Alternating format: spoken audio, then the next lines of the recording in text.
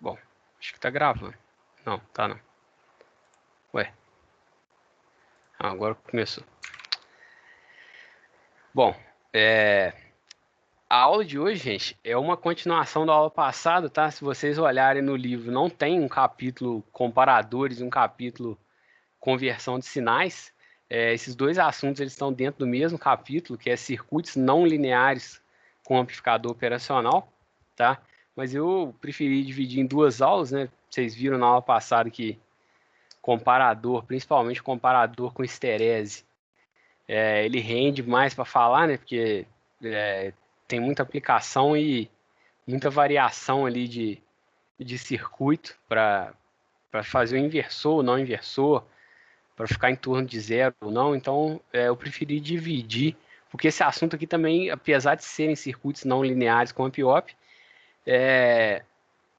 a gente muda um pouquinho, né, a conversa do comparador aqui. A gente entra em outros assuntos também. Então, achei melhor separar, por isso que tem duas aulas separadas.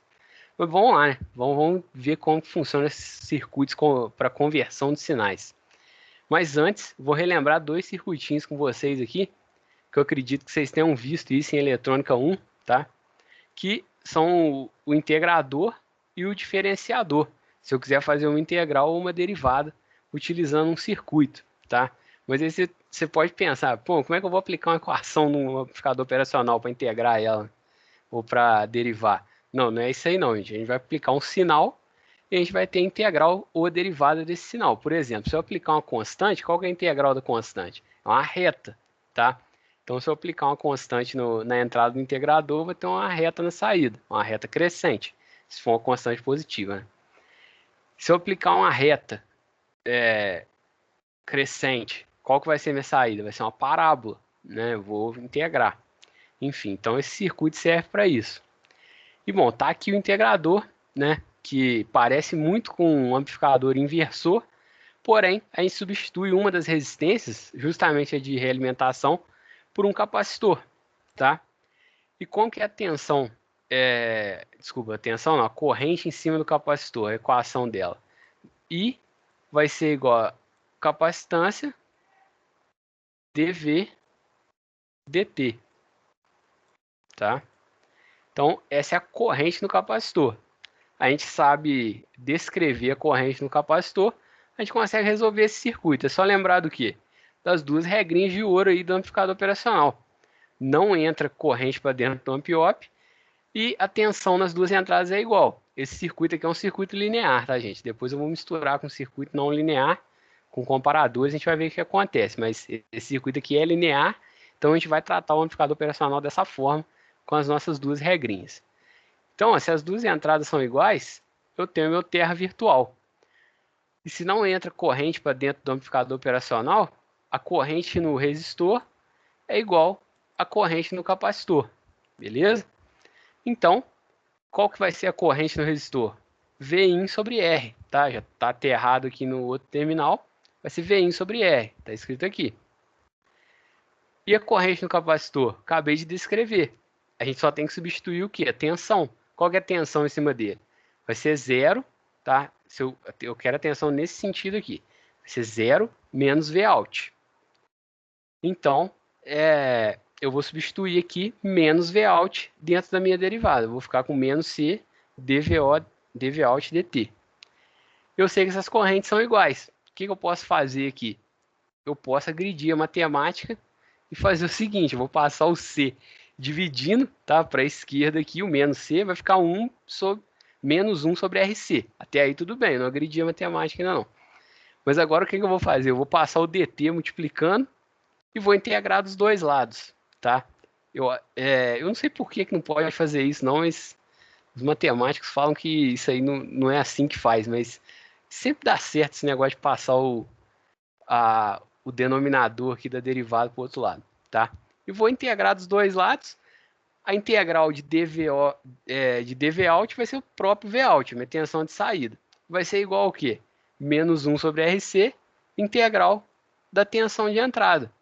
Ou seja, minha tensão de saída ela vai ser a integral da minha tensão de entrada multiplicada por uma constante, que depende da capacitância da resistência, certo? Bom, E se eu quiser resolver esse circuito por Laplace, mesma coisa, só que em vez de eu ter, onde eu tenho a derivada, eu vou usar S, né? Então vai ficar S, Vin sobre R vai ser igual a S menos SC Vout. Eu tenho chego a uma função de transferência aqui. O termo 1 sobre S me remete ao integrador, tá?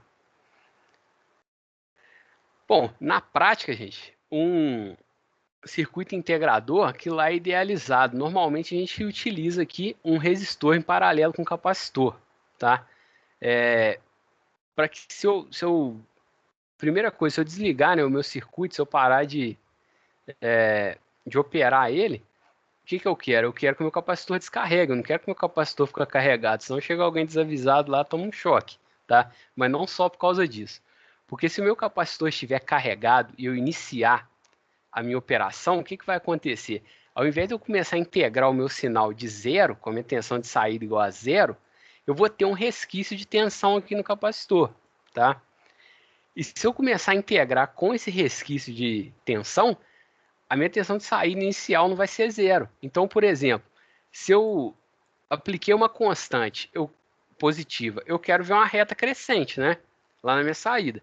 Se eu tiver esse resquício de tensão, eu vou ver uma reta crescente. Só que ela vai ter um valor inicial aqui, ela não vai partir do zero, tá? Então, se eu não descarregar o meu capacitor, isso pode ocasionar uma operação errônea do meu circuito.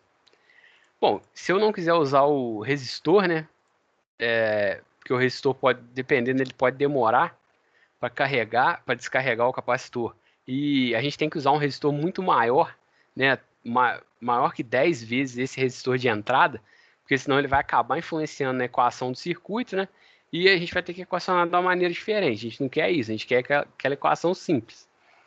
O que eu posso fazer? Ao invés de usar o resistor, eu posso utilizar um JFET, um dispositivo semicondutor aqui, que ele funciona como uma resistência só quando eu aplico, conforme a tensão que eu aplico aqui no, no meu terminal na porta, né, no gate. Eu acho que é porta mesmo, não sei. Normalmente eu chamo de gate esse terminal aqui, mas aqui é o reset, né? Bom, se eu não aplicar nada aqui, o meu JFET aqui vai ser um circuito aberto, tá? E eu vou continuar com o meu integrador normal. O que eu faço? Quando eu aplico um sinal no reset, o JFET ele vai funcionar como uma resistência. Ele tem uma resistência entre o dreno e a fonte, tá? E ao fechar esse circuito aqui, o capacitor vai descarregar para cima dessa chave e eu vou resetar o meu integrador. Então é uma outra forma aí, até mais eficiente. Isso aqui isso aqui pode ser útil não só na hora de eu desligar o meu circuito, tá? Mas se eu quiser integrar uma constante, por exemplo, para eu ter uma reta que eu não quero que ela cresça infinitamente, porque senão eu vou chegar na saturação, né? Eu posso integrar ela em ciclos, né? Eu chego aqui, na hora que eu chegar no final de um ciclo, eu reseto, começa outro ciclo. Isso aqui a gente chama de onda dente de serra. Tem diversas aplicações para ela aí. Beleza? Então a gente precisa do reset para fazer isso aqui. Mas só para mostrar para vocês aí que na prática por que a gente utiliza essa resistência ou JFET em paralelo com o capacitor. Não só no integrador, tá, gente? Geralmente quando a gente tem capacitor em um circuito, a gente utiliza esse resistor de descarga. Nem sempre é um JFET, tá? Pode ser um resistor mesmo. Isso aí é utilizado. Mas quando é um resistor, é mais para questão de desligar o circuito e o capacitor não ficar carregado, tá? Isso aí é bem comum em eletrônica. Bom, o diferenciador é o dual, né, do integrador. Eu troquei de lugar aqui o meu resistor e o meu capacitor, tá? A corrente no capacitor, corrente que vem da fonte aqui, C dVdt. Corrente no resistor, está aterrado aqui, menos Vout sobre R, tá? Então, agora é mais fácil, só passar o R multiplicando, né? Então vai ficar a tensão de saída Vout igual a menos RC, que multiplica a derivada do sinal de entrada. Então, se eu aplicar uma reta na entrada, o que eu vou ter na saída? Eu vou ter uma constante, tá? Se eu aplicar uma parábola na entrada, eu vou ter uma reta. Uma parábola é difícil, né? Tem um sinal, não é comum aqui, sinal elétrico na forma de uma parábola. Bom, então a gente analisou o integrador, fica fácil analisar o diferenciador. A gente não vai utilizar diferenciador não, mas eu coloquei aqui só para, já que eu estava mostrando o integrador, é sempre bom relembrar. Na prática, a gente usa um resistor em série com esse capacitor aqui, tá? Bom, um diferenciador, gente, a gente fazer derivada de sinal, a gente tem algumas aplicações para isso, principalmente em controle, né? Controlador PID, mas é algo que, principalmente no controle, pode bagunçar muito o meu circuito. Porque quando eu estou fazendo a derivada, eu tenho um sinal aqui qualquer, a derivada seria a inclinação da reta tangente ao sinal naquele ponto. Então, se eu tenho um sinal aqui que tem uma variação brusca, a minha derivada vai ser enorme quando eu tiver essa variação brusca. E quando eu tenho uma derivada, um sinal muito grande, eu vou acabar fazendo o quê? Eu vou acabar saturando a minha saída. Então, são circuitos muito específicos onde eu utilizo um diferenciador. E quando eu tenho esse sinal, essa variação rápida aqui, que a minha derivada vai ser muito grande, eu vou puxar uma corrente muito grande aqui do meu circuito da entrada. Então, esse resistor aqui, ele serve justamente para a gente limitar um pouquinho dessa corrente, tá? Se a corrente, por um acaso, vier subir aí, numa circunstância desse tipo que eu expliquei, esse resistor aqui ele vai ajudar a limitar essa corrente, beleza? E aqui é função de transferência, né? Mas não cabe para a gente. Bom, agora sim a gente vai ver os circuitos para conversão de sinais, tá? Alguma dúvida sobre o integrador? O Matheus levantou a Andrei, mão aí. tá me ouvindo? Tô, pode falar. No caso lá, por exemplo, se tivesse um potenciômetro ali no circuito ali, e se de repente eu virasse esse potenciômetro muito rápido, aí eu teria essa, essa subida muito brusca da tensão. Ô, Matheus, o seu áudio tá chegando lento assim para mim. Eu não entendi o começo. Se tivesse, por exemplo, um potenciômetro ali no ambiótico, e Uhum. aí se eu ajusto ele muito rápido, de forma muito rápida, isso aí, né, queima o capacitor, tipo, se não tiver nenhuma proteção. Bom, se a corrente que passar por ele for maior do que o capacitor aguenta, vai queimar sim, tá? E no diferenciador acontece justamente isso aí que você falou. Se eu variar o potenciômetro muito rápido, né? O capacitor ele não deixa a tensão variar rápido, né? Ele segura a tensão. Agora a corrente ele deixa variar rápido. E no caso, a corrente dele vai ser igual a corrente da saída, né? Ou melhor, não vai ser igual a corrente da saída, não, vai ser igual a corrente da entrada. Mas se a corrente variar for um valor muito alto ali, ele vai queimar sim. Principalmente se for um capacitor daqueles pequenininho, eletrolítico. Entendi. Beleza? Então, vamos ver aqui os circuitos, gente, para conversão de forma de onda, tá? Bom, o primeiro deles, a gente ainda não vai utilizar um integrador, já vou colocar ele no meio do circuito aqui, mas o primeiro deles, a gente utiliza um comparador com esterese inversor, tá? Bom, se a gente aplicar uma onda senoidal na entrada desse comparador, o que que vai acontecer nesse circuito? Qual que vai ser a minha tensão de saída? Bom, vamos lembrar aqui a operação do meu comparador, tá? Se eu estou com a saída em saturação em nível alto, mais versátil, enquanto eu tiver menor que o limite superior, o TP, eu continuo aqui no nível alto. Se eu ficar maior que esse valor, eu comuto para nível baixo. Eu venho para menos versátil. Eu só vou comutar de novo para nível alto quando a minha saída ficar menor que o limite inferior, o meu LTP. Então, começando aqui com a saída em nível alto, eu tenho uma senoidal menor que o UTP, ou seja, eu estou nessa região aqui, é esse começo do gráfico. Ó. Eu estou em nível alto, na saída, e a minha senoidal está aqui. A minha senoidal naturalmente vai começar a aumentar, né? Na hora que ela ultrapassar o UTP nesse ponto, o que vai acontecer? Eu vou comutar para baixo, tá? Eu vou para menos VSAT. Bom, e assim eu vou permanecer até quando? Eu vou permanecer em menos VSAT até a minha tensão senoidal ficar menor que o limite inferior, que o LTP. Isso acontece nesse outro ponto, tá? E dessa vez eu vou comutar de novo para cima e assim o ciclo vai se repetir. O que eu consegui aqui? Eu consegui uma tensão retangular na saída com a mesma frequência da minha senoidal da entrada, tá? E o pico a pico dessa tensão de saída, ela não depende do pico da senoidal. Ela depende do quê? Da tensão de saturação, superior ou inferior, do mais menos versátil. Agora, a minha senoidal, ela tem que ser maior, o pico dela tem que ser maior que o UTP e menor que o LTP também no o pico negativo. Por quê? Se eu não chegar a ultrapassar nenhum dos dois, a minha saída vai ser zero. Eu não vou ver nada na minha saída, certo? Então, vai funcionar aqui como um amplificador normal.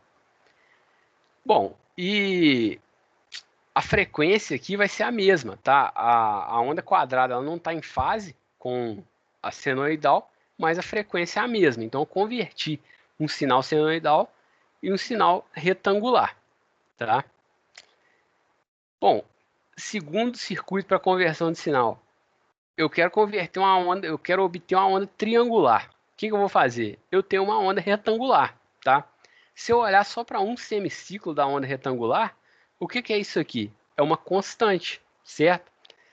Se eu aplicar uma constante no integrador, a minha saída vai ser o quê? Vai ser uma reta, tá?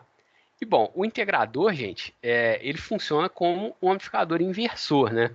Se vocês lembrarem lá, a tensão de saída é menos 1 sobre RC, que multiplica a integral do sinal de entrada. Então, esse sinal de menos vai inverter a minha lógica. Quando no semiciclo positivo, quando eu tiver com tensão positiva aplicada na entrada, eu vou ter uma reta decrescente por causa desse sinal negativo, tá? E quando a minha tensão de entrada comutar para nível baixo, eu vou ter uma reta crescente. E assim eu vou fazer a minha triangular, beleza? Então, apliquei a retangular, que é formada por constantes, na minha entrada, eu vou ter uma triangular na saída, que é formada por retas crescentes e decrescentes. Bom, e qual que vai ser o valor pico a pico dessa triangular? Vai ser dado por essa equação aqui, ó, o valor de pico da minha retangular da entrada sobre 2FRC, o F é a frequência. Então, ó, dessa vez eu estou dependendo das características do meu sinal de entrada para determinar a amplitude do meu sinal de saída, tá? Eu não dependo só das características do amplificador operacional. Então, esse é o segundo circuito para conversão de sinais. Bom, o terceiro aqui, converter onda triangular para um trem de pulsos, ou para um pulso, né? Bom, primeiro eu vou explicar como é que funciona, depois eu vou explicar para que serve isso aqui, tá? Bom, se eu tiver um comparador, esse aqui é um comparador simples, tá? Não um comparador com esterese, eu vou aplicar a minha onda triangular na entrada não inversora e vou aplicar uma tensão constante na minha entrada inversora, tá? Na entrada de baixo aqui. Eu vou comparar esses dois sinais. Quando a triangular for maior que essa tensão de referência, eu vou comutar para nível alto. Enquanto a triangular ficar menor, vou comutar para nível baixo, tá? Bom, e regulando esse sinal de referência, o valor desse VRF, eu controlo o quê? Eu controlo a largura do meu pulso. Quanto mais positivo for o VRF, menor a largura do meu pulso. E quanto mais negativo for, maior vai ser a largura do meu pulso, tá? Bom, e com isso eu defino o que eu chamo de ciclo de trabalho, que eu vou relacionar no ciclo de trabalho o tempo que o meu sinal fica em nível alto, que eu chamei de W, tá? Com o período do meu sinal, que eu chamei de T.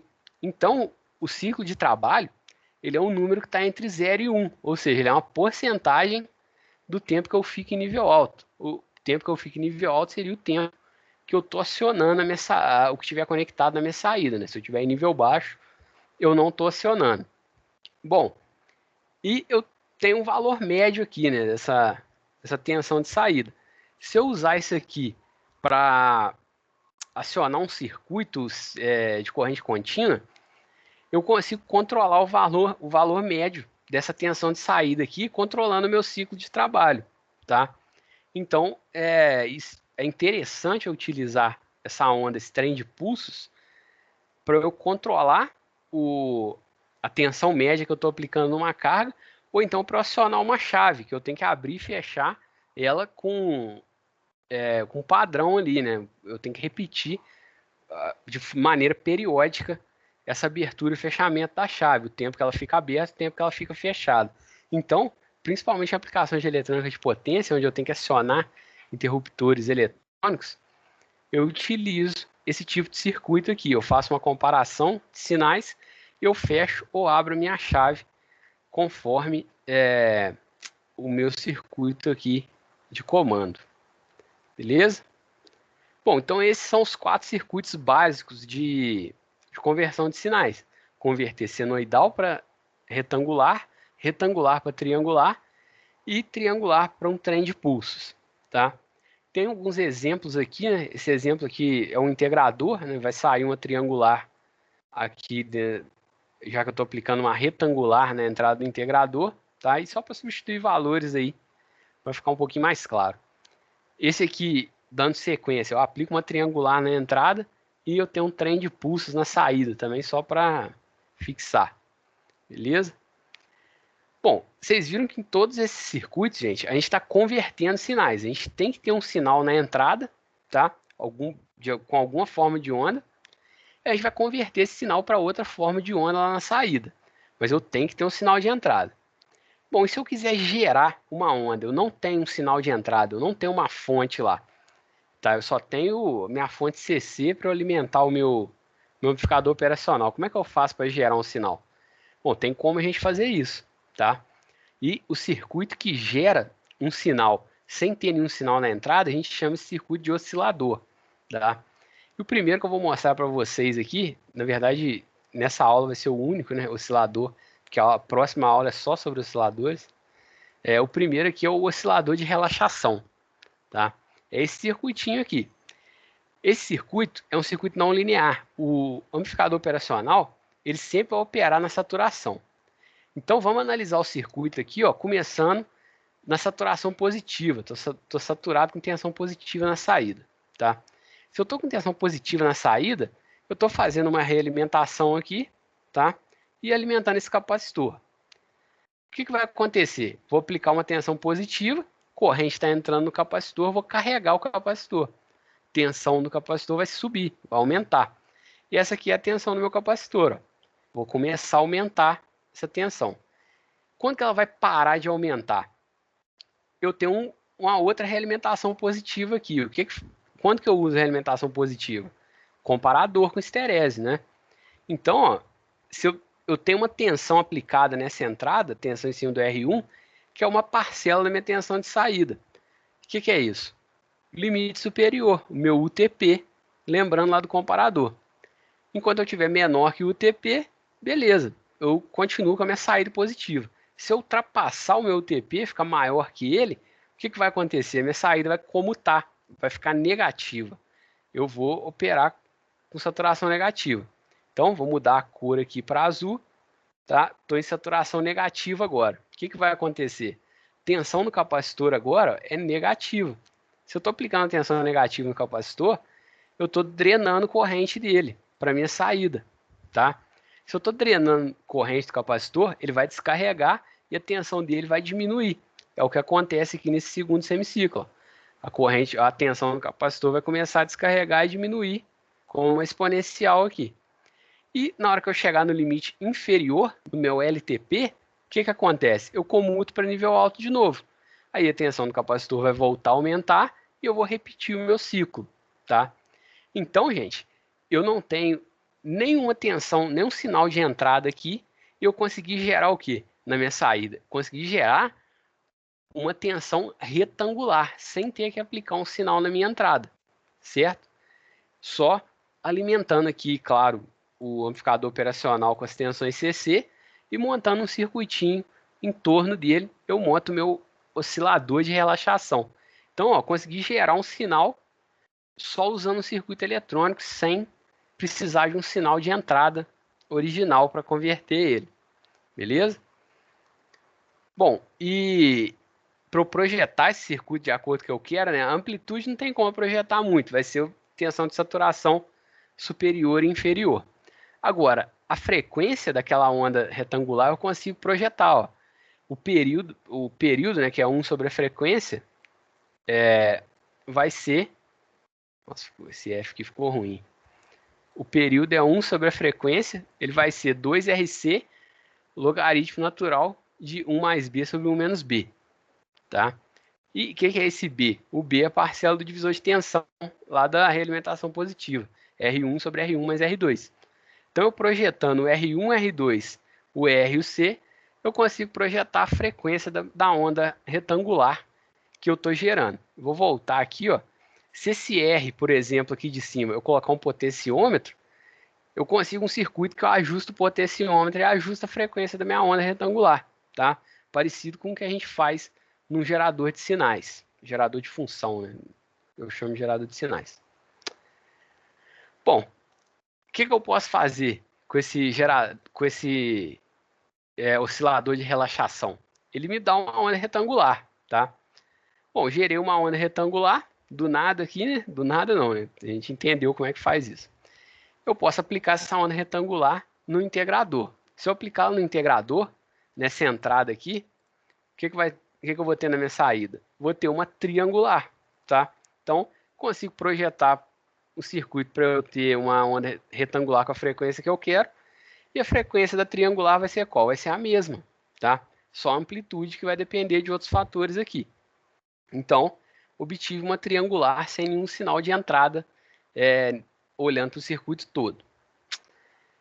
Aqui tem um exemplo, tá, desse circuitinho, só substituir valores naquelas fórmulas lá para calcular os parâmetros dele.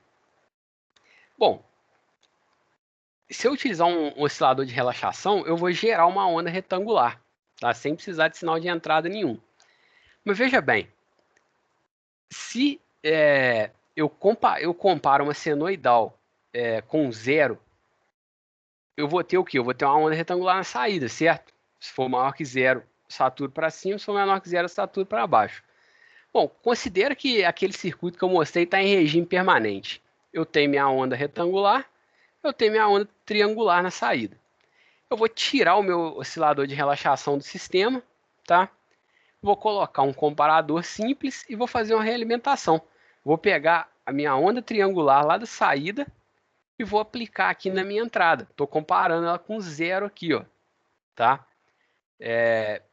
O zero porque eu estou aterrando a minha outra entrada. Na verdade, isso aqui não é um comparador simples, não, né? É um comparador com histerese.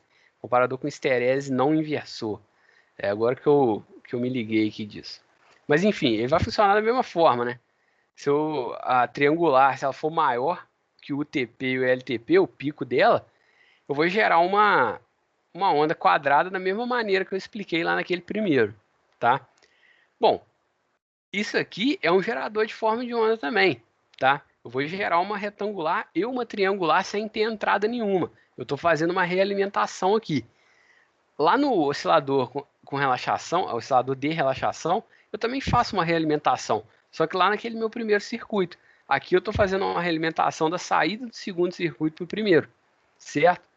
Então, ó, é uma outra maneira de eu gerar uma onda retangular e triangular sem eu ter nada na entrada, certo? Exemplo aqui também que é só substituir valores, nada demais, tá? Bom, e esses são os nossos circuitos para converter e gerar algumas formas de onda. Bom, e se eu quiser gerar uma senoidal? Não mostrei nenhum circuito para gerar uma senoidal, né? Para gerar uma senoidal, o buraco é um pouquinho mais embaixo, gente. A aula que vem vai ser dedicada só aos osciladores, que para a gente gerar onda senoidal sem ter nenhum sinal na entrada, tá? E é um pouquinho mais complicado que tudo isso aqui que eu estou mostrando, mas não é muito mais complicado não.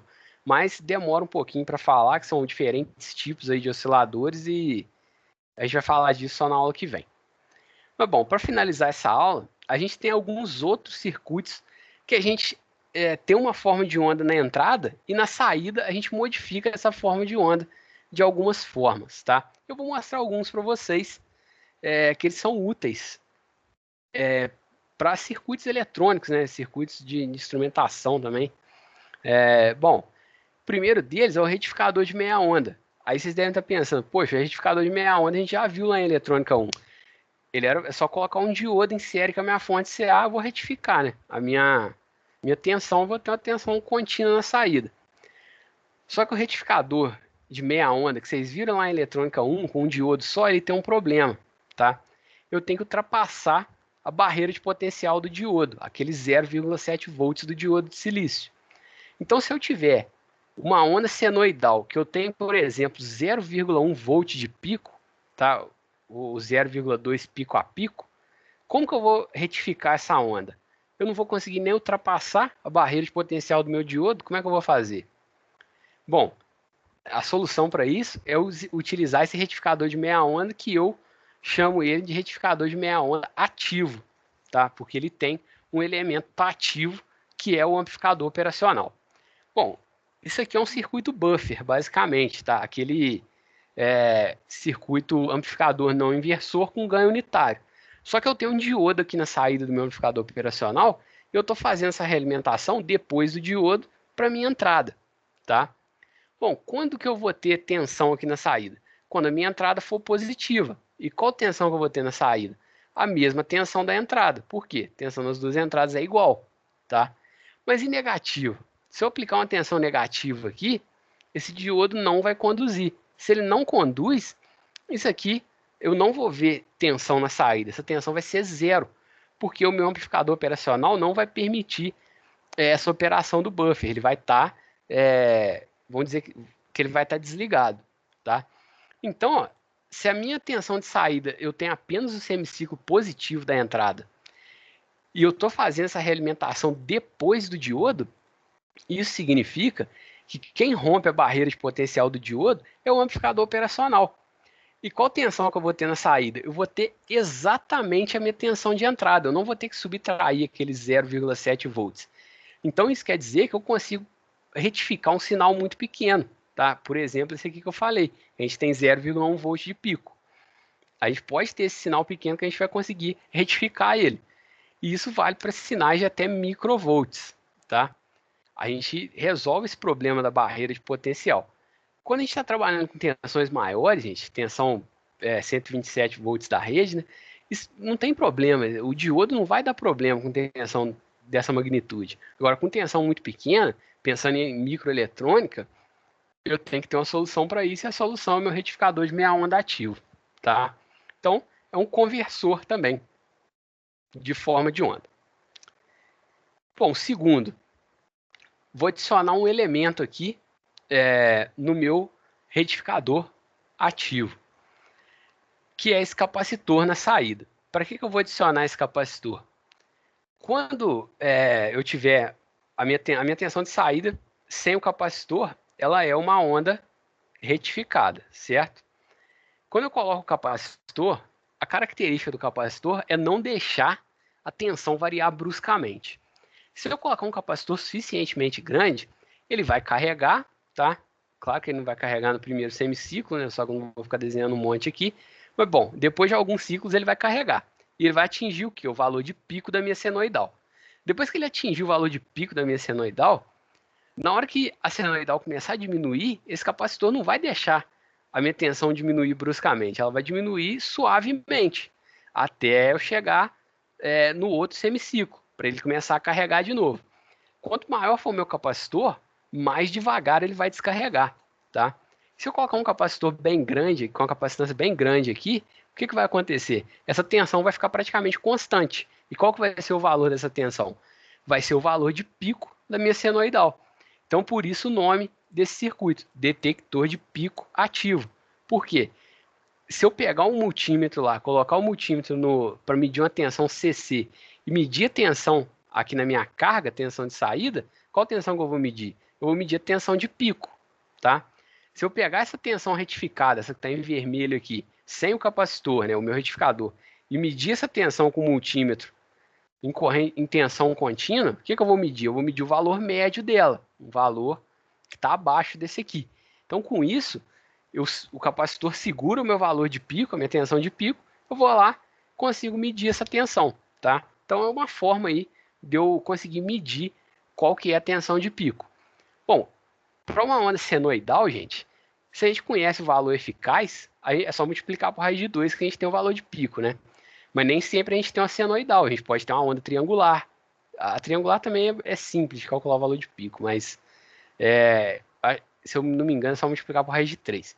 Mas eu posso ter uma forma de onda completamente irregular, né? Uma forma de onda não linear, e eu quero saber o valor de pico dessa onda. Então, consigo utilizar esse circuito para medir, né? Ir lá numa bancada, fazer esse circuito e medir qual que é o pico desse sinal que eu tenho, se eu não conseguir fazer isso de forma analítica.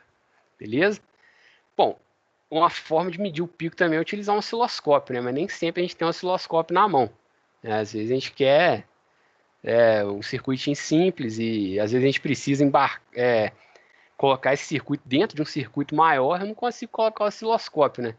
Porque um circuito eletrônico não consegue olhar para a tela do osciloscópio igual um ser humano e ler o valor de pico lá. Eu preciso de um circuito eletrônico para isso. Então isso aqui tem utilidade em eletrônica. Bom, terceiro aqui, circuito com diodo também. É o limitador positivo ativo, que o nome mais comum dele é ceifador, tá? Bom, eu montando esse circuito aqui, o que vai acontecer com esse circuito? A tensão nas duas entradas tem que ser igual. E eu tenho um potenciômetro aqui embaixo. Se meu potenciômetro estiver em zero, eu estou aterrando essa entrada aqui, tá? Então vamos analisar primeiro a operação eu aterrando essa entrada. O que vai acontecer? A corrente que vem da fonte, ela vai toda para a saída, porque não entra corrente para dentro do amplificador operacional, tá? E se ela for positiva, o diodo vai conduzir. Beleza, tá? Então, eu consigo aí acionar o meu amplificador operacional. Se eu não acionar, eu fico sem o meu amplificador operacional, a corrente vai passar do mesmo jeito. Ou seja, se meu potenciômetro está em zero, isso significa que a minha tensão da saída vai ser a própria senoidal da entrada. Agora, se eu mexer nesse potenciômetro, gente, o que acontece? Ao invés de eu aplicar zero aqui, eu vou aplicar uma tensão, tá? E a tensão vai ser esse V multiplicado pela resistência aqui, né? A resistência de onde eu colocar o meu potenciômetro. Multiplicado não, né? Vai funcionar como um divisor de tensão aqui, na verdade. Aí vai ser a parcela que vai ficar aqui na esquerda. Bom, eu vou aplicar uma tensão aqui que é diferente de zero, tá? Bom, essa tensão, veja que está curto-circuitado. Ou seja, antes, se eu tinha meu terra virtual, eu estava aplicando zero no diodo aqui, só se eu tivesse uma tensão negativa que esse diodo ia conduzir. Ele não ia conduzir e não ia fazer muita diferença. Bom, aqui eu tenho uma tensão agora, né? Vou tirar o terra daqui. Eu estou aplicando essa tensão aqui no meu diodo. Se a minha tensão de saída do amplificador operacional ela for menor do que a tensão que está aqui em cima, beleza, meu diodo vai conduzir, eu vou acionar o meu amplificador operacional. E se ela for maior, o que vai acontecer se ela for maior? Bom, se ela for maior, eu vou abrir o meu diodo, tá? E vou ceifar a minha forma de onda aqui na saída, tá? Se a tensão tentar ficar maior que essa tensão de referência, ela não vai conseguir. Eu vou travar a minha tensão nessa de referência. Por quê? Porque essa tensão ela vai estar aplicada aqui nesse nó na entrada, certo? Se o diodo estiver conduzindo, eu estou aplicando a tensão de saída do amp-op, lá no Vout. Se o diodo parar de conduzir, a tensão que eu vou aplicar vai ser a tensão desse nó, que é o meu VRF, tá? Para que serve um circuito ceifador? Para que eu corto um pedaço da minha onda? Se eu quiser acionar um circuito aqui com a saída desse ceifador, que eu não posso aplicar uma tensão, por exemplo, maior que 5 volts ou menor que menos 5. No caso aqui, vamos trabalhar só com a tensão positiva. A minha tensão não pode ser maior que 5 volts. Eu tenho um sinal lá que ele está comportado. Se por um acaso, alguma condição de operação do sistema, porque depende do VIN aqui, né? Se for um sistema de controle, essa tensão vier a ultrapassar esse meu valor limite, eu posso ter um ceifador que ele não vai deixar ultrapassar, tá? Por quê? Talvez o circuito que eu esteja alimentando, ele não suporta uma tensão maior que 5 volts. Então, o que eu vou fazer? Eu vou esperar que a operação não aplique essa tensão maior.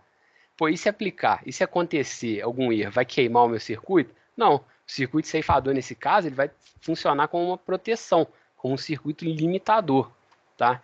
Então, é útil utilizar isso aqui em alguns pontos de circuitos eletrônicos para a gente evitar esse sobressinal aqui em algum desse sinal ser aplicado em algum circuito, beleza? Bom, a gente pode fazer um limitador ativo também utilizando diodo Zener, tá? Ao invés daquele circuito que eu mostrei aqui.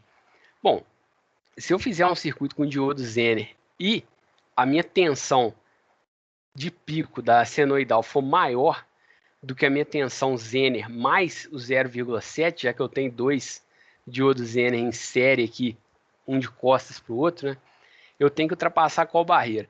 Se eu aplicar uma tensão positiva aqui, vai ser o 0,7 desse primeiro diodo Zener e a tensão Zener do segundo, certo? Porque eu vou conduzir no sentido contrário. Vamos supor, eu tenho um diodo Zener de 10 volts.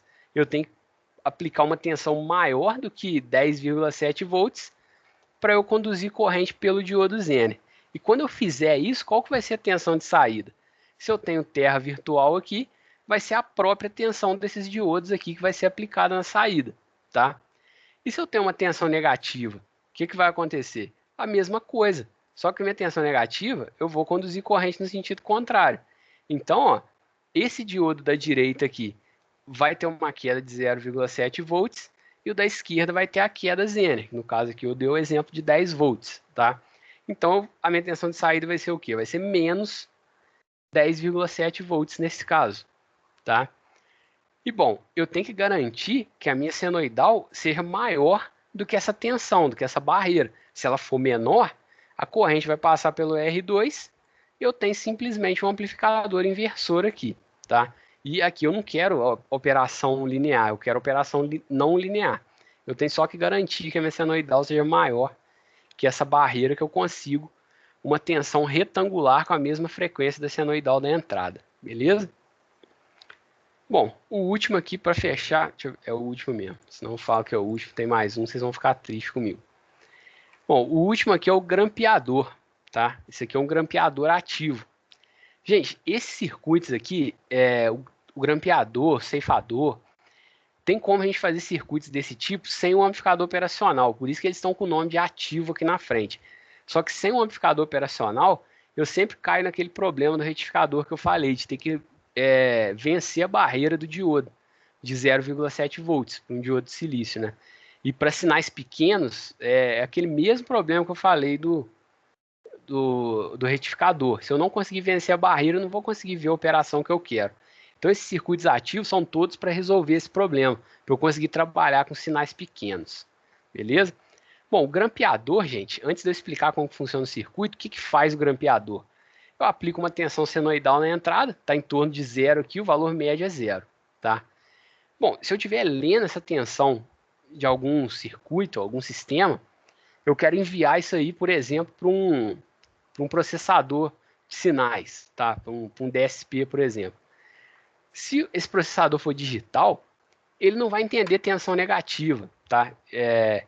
Eu vou ter que mandar essa tensão para um conversor analógico digital e depois, aí sim, o meu processador vai entender. Mas quando eu mando essa tensão para um conversor analógico digital, o conversor ele não vai entender tensão negativa, tá? Ele só entende a tensão de 0 até um limite máximo. Se for um conversor de 10 volts de fundo de escala, eu tenho que aplicar uma tensão entre 0 e 10 volts para ele conseguir converter, tá? Bom, e como que eu faço isso? Se a minha senoidal ela é uma tensão alternada, eu vou usar um grampeador, tá? Ao invés de eu ficar em torno de 0, eu vou grampear essa tensão para cima e ela vai ter o dobro do valor de pico, porém, ao invés dela ficar em torno de 0, ela vai ficar em torno de quê? em torno de VP, em torno do valor de pico, tá?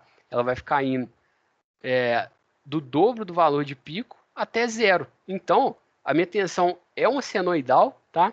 Só que agora ela está positiva sempre. E isso aí é uma tensão assim, eu consigo aplicar num conversor analógico digital para mandar essa informação para um processador. Aí sim o meu processador vai entender o que que é. Senão, eu ia acabar retificando isso aqui com o próprio conversor analógico digital e eu ia mandar só o semiciclo positivo de informação. Eu ia perder metade da informação que eu estou mandando. Beleza? Então, para isso que serve um grampeador. Agora vamos entender como que funciona esse circuitinho aqui. Ó.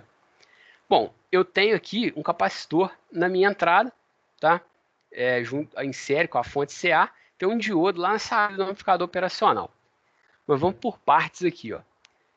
Quando eu começo a minha operação, meu capacitor está descarregado, a tensão nele é zero, tá? Bom, se eu aplicar uma tensão positiva, no primeiro semiciclo positivo aqui, o que vai acontecer? Tensão nele é zero, tá? A corrente vai passar do capacitor. Eu vou aplicar essa tensão positiva nesse nó. Se eu estou aplicando tensão positiva nesse nó, o que vai acontecer? O diodo não vai conduzir. Estou aplicando tensão positiva no catodo dele, né? Então, o diodo não conduziu. Nada feito. Agora, se eu, no primeiro semiciclo negativo, inverti o sentido da minha tensão. Se eu estou aplicando tensão negativa aqui no meu capacitor, o que vai acontecer? Eu vou puxar a corrente para minha fonte, certo? Se eu estou puxando a corrente para minha fonte, ela vai entrar no capacitor nesse sentido aqui, da direita para a esquerda. E aí sim, o meu diodo vai conduzir. Por que o diodo vai conduzir? Porque eu vou aplicar uma tensão negativa no catodo dele. Se o diodo está conduzindo, eu vou conseguir fornecer essa corrente negativa aqui, durante esse semiciclo negativo. E ela vai carregar o meu capacitor. Vai carregar quanto? Vai carregar até o valor de pico da minha tensão, tá? Então, eu carrego o meu capacitor com VP, que é esse valor de pico. Bom, isso, eu estou falando em um semiciclo só. Pode ser que demore mais dependendo da capacitância, tá? Mas, se eu, 2, 3 ciclos aí, eu chego nesse regime. Mas com um semiciclo só a gente entende, tá? Carreguei o meu capacitor com uma tensão VP com essa polaridade aqui. Vamos para os próximos semiciclos para ver o que acontece. Bom, se eu estou aplicando uma tensão positiva agora, qual que vai ser a tensão que vai aparecer aqui na minha saída, aqui no meu resistor? Vai ser o VP, tensão do capacitor, mais a tensão da fonte, tá? Os dois estão em série. O diodo vai conduzir? Não, o diodo não vai conduzir, tá? Mas não tem problema. Por quê? A tensão que eu vou aplicar na minha carga agora, na hora que eu chegar no pico da minha senoidal, o pico vai ser o quê? Vai ser 2VP, porque eu estou somando a tensão do capacitor. Então, qualquer valor de tensão ali ao longo da senoidal que eu pegar, eu estou deslocando para cima, eu estou somando VP. E o mesmo vai acontecer no semiciclo negativo, tá? Eu vou pegar o VP do capacitor e vou subtrair o valor da senoidal. Quando eu chegar em menos VP, no meu pico negativo, o que vai acontecer? Vai ser menos VP mais VP, zero. Vai ser justamente o ponto que eu toco zero aqui. Bom, eu vou entrar em regime permanente e a minha senoidal ela vai ficar em torno dessa tensão VP. Ela vai ficar indo de 2 VP a zero. Por quê? Porque ela está em série com esse capacitor carregado. Esse capacitor, em regime permanente, ele pode ser entendido como uma fonte CC, como uma bateria aqui que está em série com a minha fonte CA. Então, eu tenho um valor CC e um valor CA que coexistem aqui no meu circuito ao mesmo tempo. Certo? Então, é assim que funciona esse circuito. O amplificador operacional, basicamente, ele só vai servir para carregar o capacitor. Nos semiciclos seguintes, o amplificador operacional não vai entrar na jogada, tá? Eu não vou precisar dele mais, certo? Bom, e por que eu preciso dele aqui para carregar o capacitor? Porque o resistor RL ele não é capaz de fornecer uma corrente no sentido contrário. O amplificador operacional, eu vou amplificar uma diferença de tensão aqui, vou ter uma tensão de saída e o amplificador operacional vai fornecer essa corrente para carregar. Depois que está em regime permanente, eu posso tirar fora esse amplificador operacional aqui, tá? o capacitor vai acabar descarregando na prática, mas na teoria eu poderia tirar ele que eu ia continuar a operação normal, certo? Então, a aulinha de hoje é isso aí, gente, conversão de sinais. Alguma dúvida?